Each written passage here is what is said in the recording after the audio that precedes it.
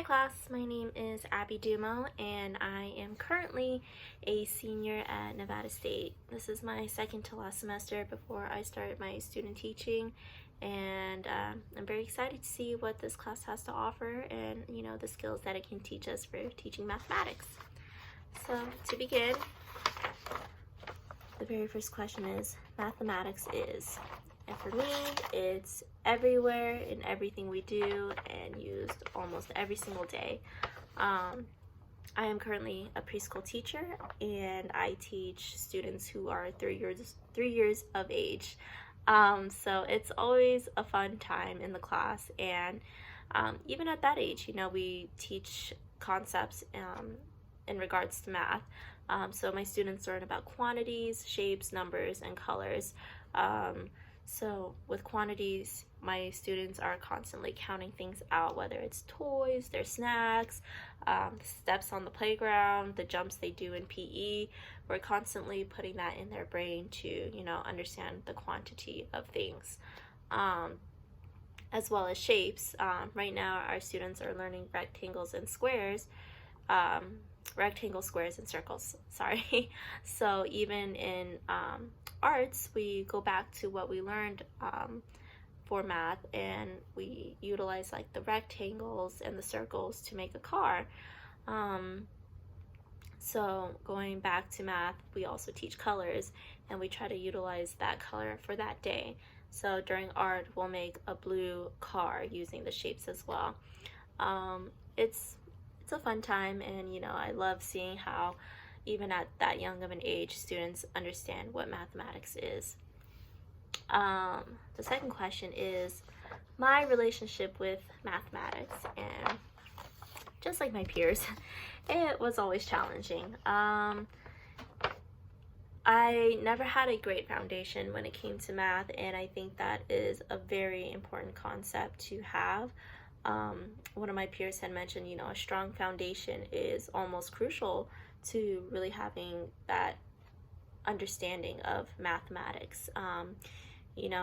I feel with math, it builds off of other ideas of math. So the further in you go, you can go back and relate it to like the very beginning of the foundations that you use. So, just adding and subtracting, you see that in geometry, in calculus. So a strong foundation is very imperative, and for me, I wish I had that growing up. So even though it has always been a challenging subject for me, I hope to turn that around someday and make it so that it is an interesting topic for my students.